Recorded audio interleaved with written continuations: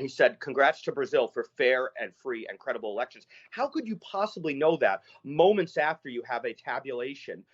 So it's, methinks the lady doth protest too much. It's very, very, it smells fishy on every level. It feels like the fix is in with the global media. They're not even reporting millions of people. This is the largest street manifestations I think that I could report on that I've ever seen historically since the fall of communism, since the 80s in Europe in the late 80s and early 90s. There's never been manifestations anywhere in the world of this scale. We're talking not millions, but we're approaching now 8 figures, tens of millions across a country of 210, 220 million people. So it's really massive. And it's not only in Brazil. You had the 8 Supreme Court justices who were appointed by Lula himself, who let him out of prison and annulled his conviction. He's convicted 3 times in 3 separate courts, and they annulled it.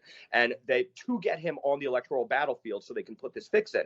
And they went to New York to speak about how they saved democracy with, get this, the incoming Lula cabinet ministers. And this was scheduled months ago at the Harvard Club on West 44th Street in Manhattan. So to get the space, they had to reserve it months ago, a forum about Brazilian democracy. And you had the 8 Supreme Court justices appointed by Lula in New York talking about how they saved Brazilian democracy. And guess what? People protested. People came out to 44th Street. The exiled journalists in the U.S. who've been censored, Alan Dos Santos, who has an Interpol red notice levied against him by Moraes, and Interpol's declined to prosecute it and to execute it. He came out and led with a bullhorn, and these guys had to have very, very deep security, these justices, to get in and out of the car. Everybody, thousands of people were yelling at them, that calling them, curses and saying, "You have destroyed our democracy." And even today, I saw a clip of a woman in Lula's camp through the Sao Paulo Forum who said, "We have to save Brazilian democracy just like we have to save Maduro's Venezuelan democracy." This is the way Lula, the Sao Paulo Forum, these communists think. It is truly a mental disorder, and they believe the ends justify the means